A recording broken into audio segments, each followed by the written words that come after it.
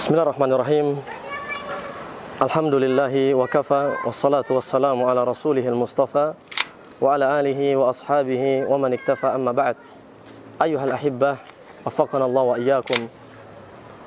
Nabi SAW bersabda dalam sebuah hadis yang disahihkan oleh Syekh Al-Albani rahimahullah dalam Sahihul Jami', man bana lillahi masjida banallahu lahu baitan fil jannah. Barang siapa yang membangun masjid karena Allah Subhanahu wa taala, maka Allah niscaya akan membangunkan untuknya rumah di surga. Para ulama Lajnah Daimah menyebutkan dalam salah satu fatwa, badlul mal fi bina'il masjid awil musyarakah fi bina'ihi minas sadaqatil jariyah. Menginfakkan, mendermakan harta di jalan Allah untuk membangun masjid, atau berpartisipasi, ikut serta dalam proses pembangunannya, maka ini termasuk sedekah jariyah yang akan terus mengalirkan pahala hingga ketika seseorang tutup usia, tak mampu lagi beramal saleh, telah berakhir hembusan nafasnya. Sekarang kita lihat ada bangunan masjid yang belum jadi, dan ini berlokasi di Ma'had Baitus Salam, Lubuk Minturun, Padang. Salah satu ma'had yang semoga Allah berkahi.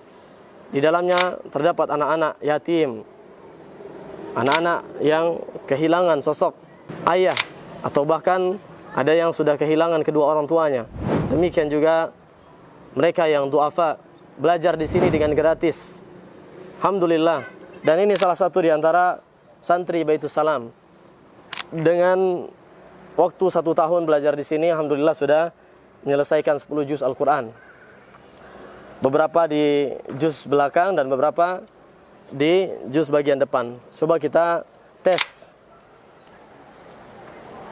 salah satu ayat dalam Al-Quran yang menjelaskan tentang keutamaan ilmu, yang bahkan Al-Imam Ibnu Qayyim rahimahullah dalam kitab beliau yang indah Miftah dari Sa'adah menyebutkan, walaula maziyatul ilm wa ta'lim wa syarafuhuma lakana saydul kalbil muallami wal jahili sawaan. Kalaulah bukan karena keutamaan ilmu, ta'lim dan kemuliaannya, maka barangkali hasil buruan anjing yang berilmu terlatih dengan anjing yang tidak berilmu dan tidak terlatih akan sama. Tapi ternyata Allah bedakan, menunjukkan bahwa hewan yang najisnya luar biasa harus dibasuh 7 kali, dan salah satunya menggunakan tanah najasah mughalladhah, tapi ketika berilmu Allah angkat, Allah muliakan karena ilmu. Ada dalam juz 6 di surat Al-Maidah. Iqra min qawlihi ta'ala, a'udzu billahi minasyaitonir rajim. Yas'alunaka madza uhilla lahum. A'udzu billahi minasyaitonir rajim. Yas'alunaka madza uhilla lahum. قل أحل لكم الطيبات وما علمتم من الجوارح مكلبين تعلمونهن مما علمكم الله فكلوا مما أمسكن عليكم واذكروا اسم الله عليه واتقوا الله innallaha sari'ul hisab. Hasbuk, barakallahu fiik. Maka